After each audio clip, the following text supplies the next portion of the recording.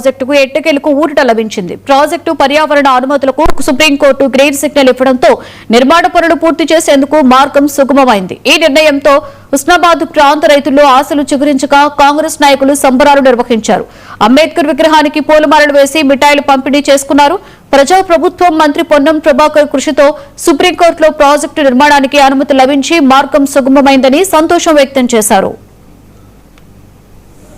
నిన్న సుప్రీంకోర్టులో Gouravelli project, Sitarama project, ఇంకొక ప్రాజెక్టు మూడింటికి పర్యావరణ అనుమతులు సుప్రీంకోర్టు చీఫ్ జస్టిస్ మరి ఇవ్వడం జరిగింది.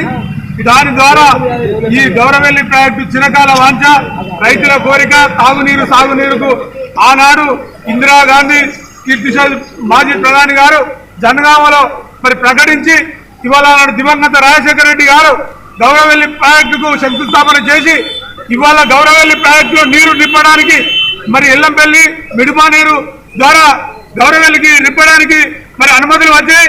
నిరంతరం మరి శ్రమించి మరి కాలువల కోసం 437 కోట్ల రూపాయలు మంజూరు చేసి ఇవాళ 1,24,000 ఎకరాలకు నీరు సాగునీరు అందించడానికి మరి ఎనలేని కృషి చేసి ఇవాళ ఈ ప్రాంత దృష్టి పెట్టి గౌరవెల్లి ప్రాజెక్టు తొందరగా రెప్పి సాగునీరు కానీ ఇబ్బంది లేకుండా చర్యలు తీసుకోవాలని మరి మనసారా కోరుతున్న అవకాశం. నిన్న సుప్రీంకోర్టులో గౌరవెల్లి ప్రాజెక్టు మరి గౌరవెల్లి రిజర్వాయర్కు సంబంధించినటువంటి అంశం పైన అక్కడ నీళ్లు నింపాలన్నటువంటి ఆలోచనతో చేసినటువంటి కాంగ్రెస్ పార్టీ పెద్దలు ఆనాడు డాక్టర్ వైఎస్ రాజశేఖర రెడ్డి గారి హయాంలో ఇక్కడ ఈ డ్యామ్ నిర్మాణం చేపట్టడం జరిగింది. ఈ మధ్య కాలంలో మరి దాని మీద గ్రీన్ ట్రిబ్యునల్ కేసు వేసినటువంటి సందర్భాన్ని పురస్కరించుకొని నిన్న సుప్రీంకోర్టులో అటు తీర్పు చెల్లెలని కేసును కొట్టివేసినటువంటి సందర్భంగా ఈ రోజు ఇక్కడ కార్యక్రమాన్ని నిర్వహించడం మరి గౌరవెల్లి